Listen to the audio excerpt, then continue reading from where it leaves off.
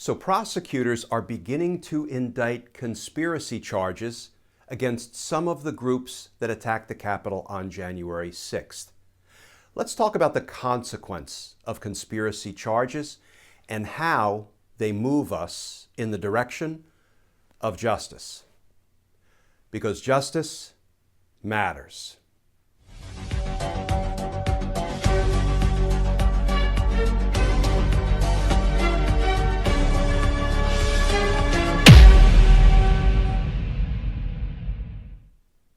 Hey all, Glenn Kirshner here.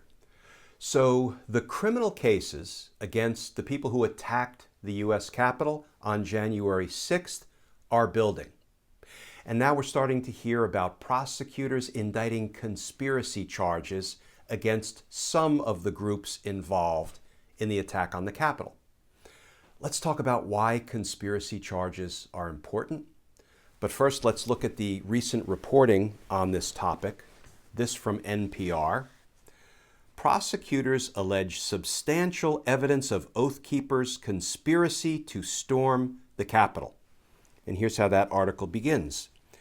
The founder of the Oath Keeper militia had a 97-second phone call with a senior member of the group who, minutes later, took part in a military-style stack formation with other Oath Keepers to breach the U.S. Capitol on January 6th, according to federal prosecutors.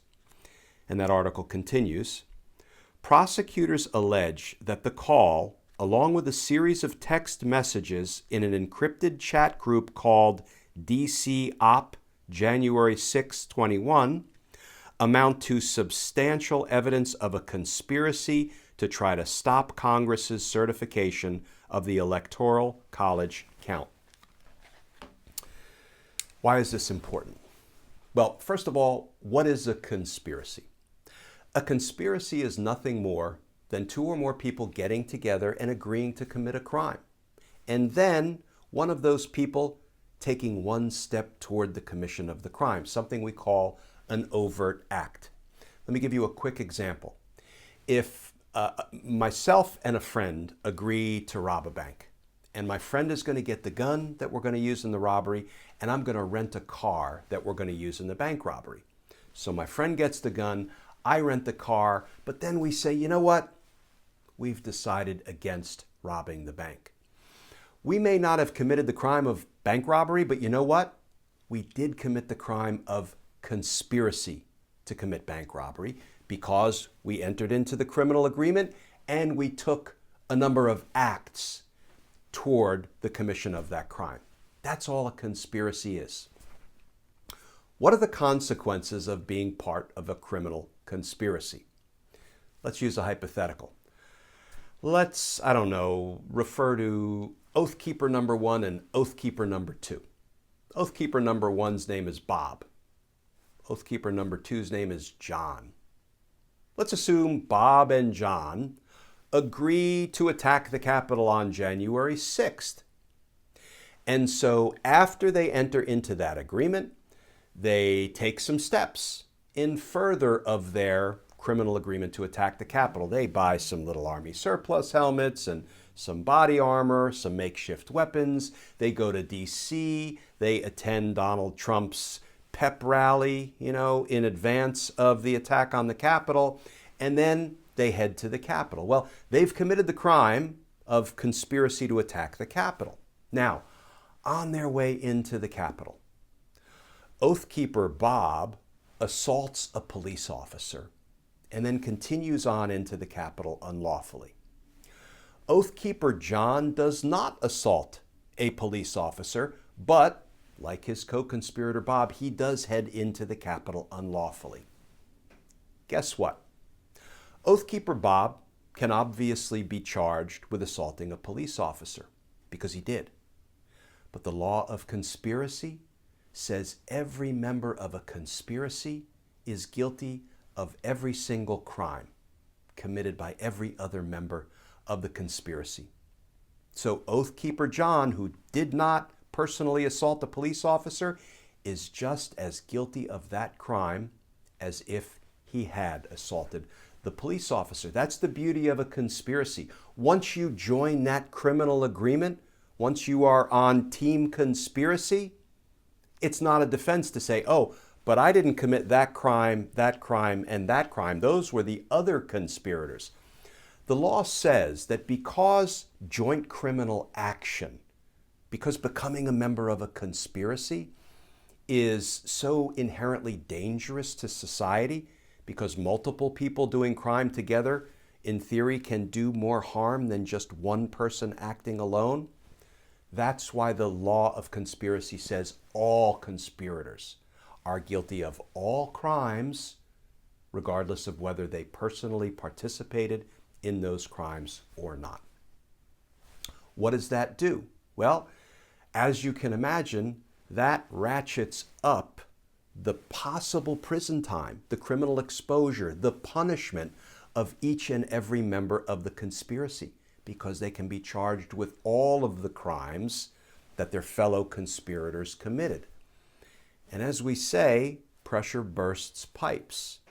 So when you have these oath keepers who are going to be charged with all of the crimes of the conspiracy, the same may ultimately hold true for the Proud Boys and other groups that attacked the Capitol on January 6th, there's going to be a whole lot of leverage on these insurrectionists. And you know what, folks?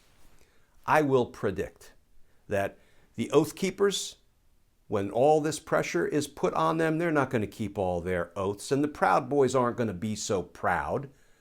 And they're going to start to flip.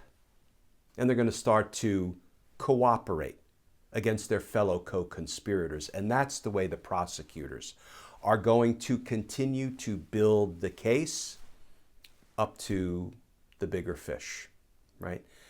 So the other thing I see in the offing is, individual charges are brought first, then conspiracy charges are brought second. And you know what we're likely to see third? Seditious conspiracy charges. The mother of all conspiracy charges. And stay tuned for that. We'll talk more about that in a future video, exactly what it takes to prove a seditious conspiracy, an attempt to overthrow the government. But all of what we are seeing being reported about how the prosecutors are building these cases, it's all moving us in the direction of justice. And justice matters. And folks, can I mention one of our grassroots efforts that we've just launched? It's called the Democracy Pledge, and it is designed to support businesses, companies, and corporations that support democracy. If you go to www.thedpledge.com, the letter D, thedpledge.com, you'll see our website. And it lists the companies, the businesses, the corporations that are pledging to support democracy. And you can use that information to make your consumer decisions as to which companies you want to support with your consumer dollars. So please come join us at the Democracy Pledge, www.thedpledge.com. On Twitter, we're @thedpledge, and help us support businesses that have chosen to stand up for and support democracy. You can also find out more about that over on patreon.com. That's where we meet, Team Justice. You can go over to patreon.com, and if you choose to support our all-volunteer efforts, you can sign up to become a patron. If you do, I will send you some Team Justice stickers and a personal handwritten note of thanks.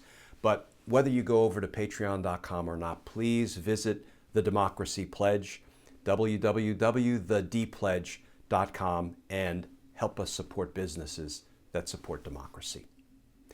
As always, folks, please stay safe, please stay tuned, and I look forward to talking with you all again tomorrow.